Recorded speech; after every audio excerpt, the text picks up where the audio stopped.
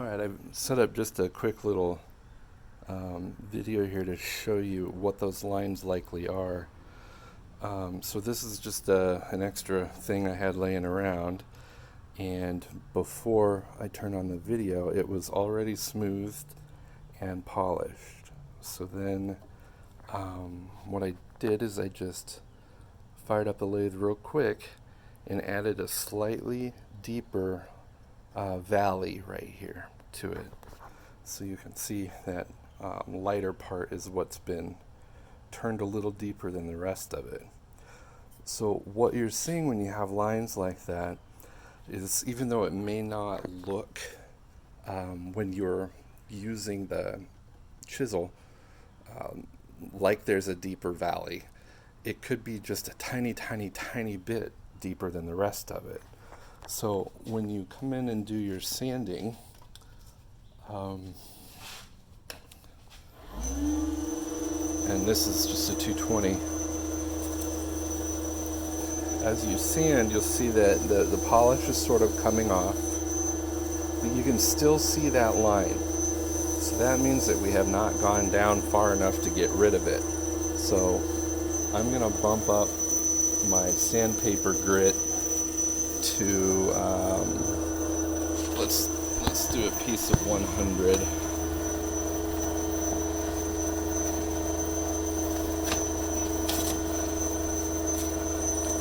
So if we kept going with the 220, we'd eventually get this to disappear, but I don't want it to take forever, so I'm going to go to the 100. And what we're looking for as we're sanding down is for that obviously lighter spot to start blending in with the little areas around it. You can see it sort of looks like it's going away. Even more so.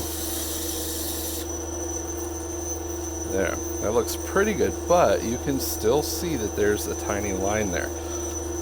So as you're sanding, you basically want to apply some pressure until that line kind of visually goes away, and then lightly use the same grit so everything sort of matches that new dimension that you've just sanded down to. And once you can no longer see the line with the higher grit paper, then you can switch to the next grit. Again, this one is 220. Give it a really good sanding.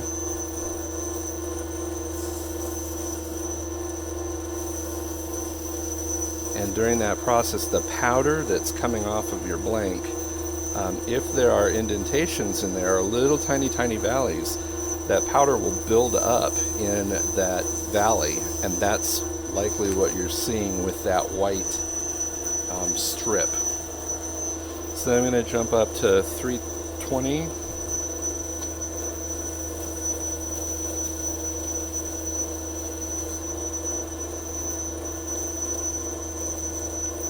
And we'll just turn it off and take a look.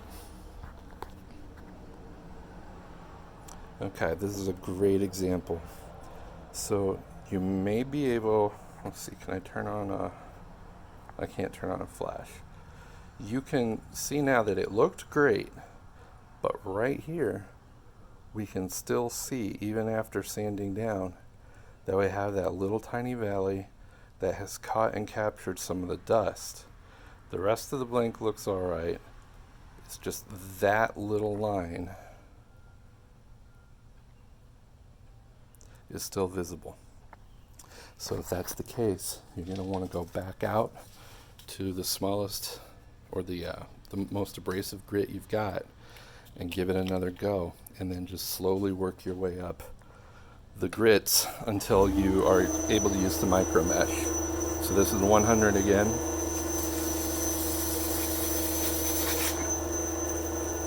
And you can see that looks good, but my sandpaper has created a new little valley here. So I'm just going to lightly hit it until it looks pretty uniform.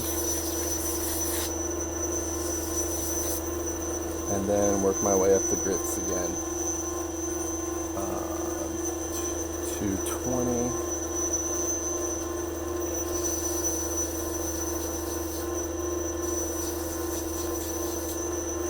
And 320.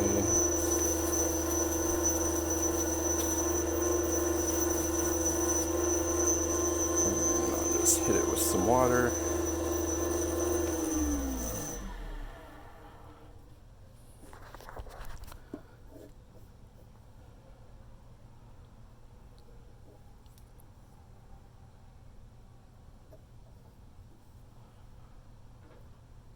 And it looks like we got it.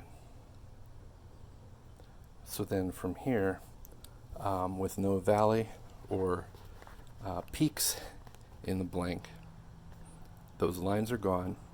And as you progress up the micro mesh sanding pads, then instead of those pads fighting the peaks and valleys and creating little dust areas in those valleys, which gives you those lines that you're seeing, then every micro mesh pad is just sanding it to a more glass-like finish.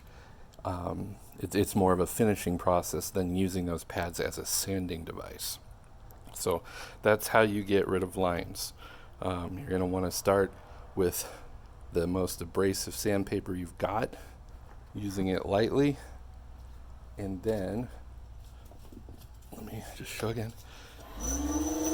Using it lightly and uniformly until the valley that you see, that little white line, is gone and the rest of the blank all looks uniform. And then just work your way all the way up your sandpapers and your micro mesh until it looks like glass. There, hope that was helpful.